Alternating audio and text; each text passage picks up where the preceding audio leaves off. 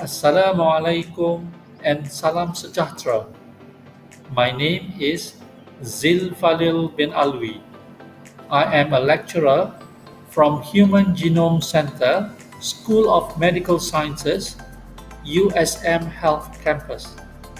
In this lecture, I will take you into the world of genetics, seeing it from the perspective of humanity. In life, there are boundaries that has been set for us.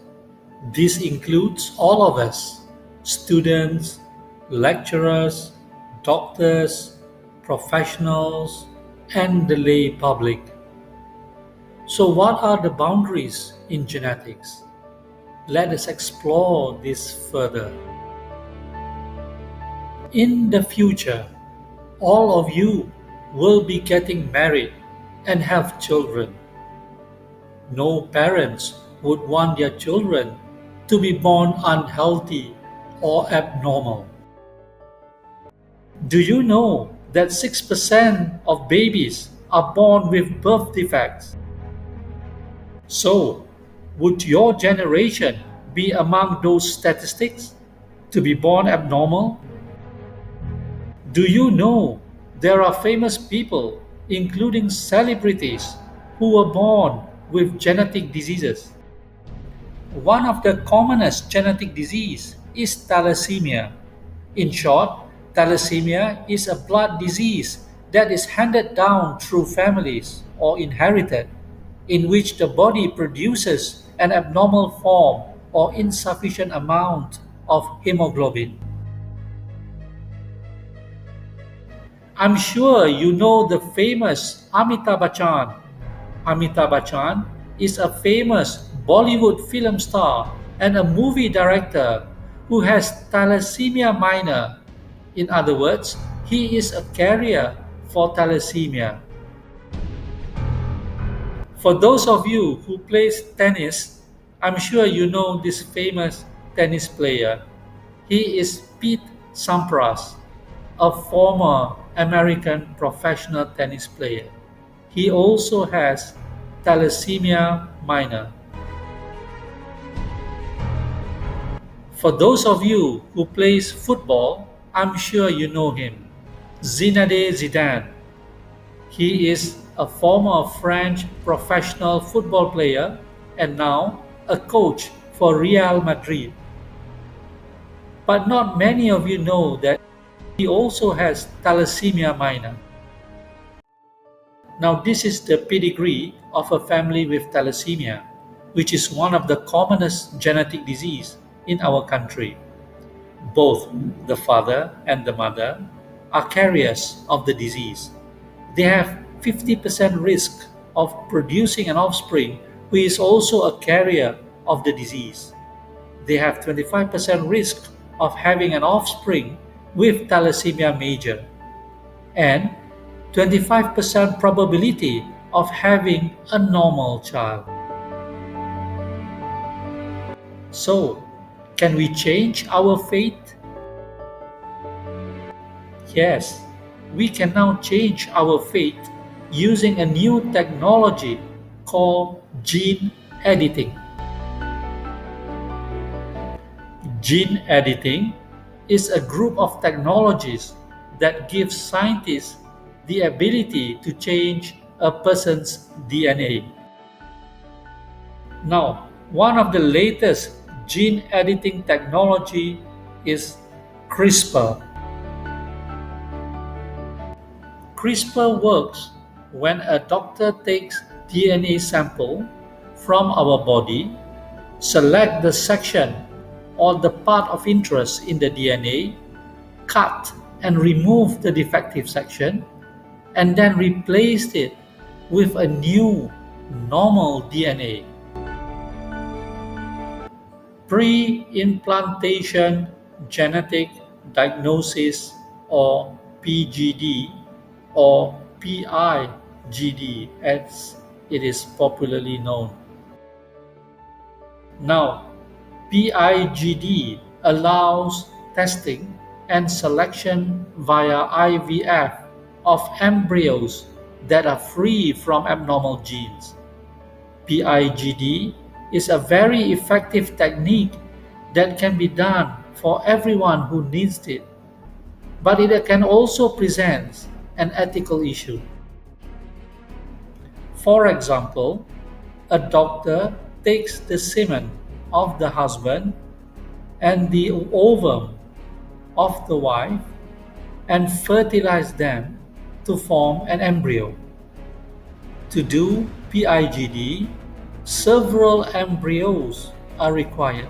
However, only one of the embryo is chosen, which will then be implanted in mother's uterus.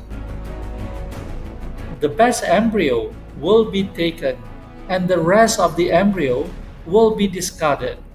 So, we can choose the best embryo, but do you think it is ethical? As the rest of the embryos that were discarded already have a soul, and by discarding them is like killing them.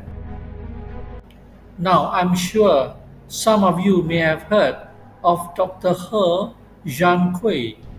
Dr. He is a Chinese biophysicist in Shenzhen, China. In the world of medical ethics, he is said to have done something unethical. Dr. He used the CRISPR technology to alter the genes of the twin babies Lulu and Nana, whose father had HIV. He edited the genes in Lulu and Nana's embryos to remove the risk of the babies being infected with HIV. The two embryos were then implanted into their mother's womb. Now, after the twins were born, it was found out that they were indeed HIV free. However, the experiment was alarming since the change in the DNA would be permanent, posing a risk to future generations.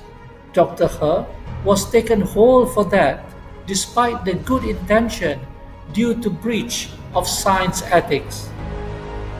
Dr. He Jiankui created the world's first genetically edited baby, and the baby was born HIV free. However, any gene editing work on germ cell, which can be passed down to future generations, is not allowed because it can cause genetic problems in subsequent generations, which could be harmful. So, should Dr. He be in jail despite his good intention? Should we thank him for his good intention? So, what are the ethical issues of gene editing? The ethical issue concerning genetic manipulation revolve around the human genes, since new modifications created in the gene are passed on to future generations. The benefit of Dr. He's attempt at improving the twin baby's life seems logical. However, he may be doing harm as the change in genetic material is passed on to the future generations, posing a risk to them. While CRISPR technology offers a great opportunity for us to determine our future, its application may be guided by the background of your cultural and religious belief.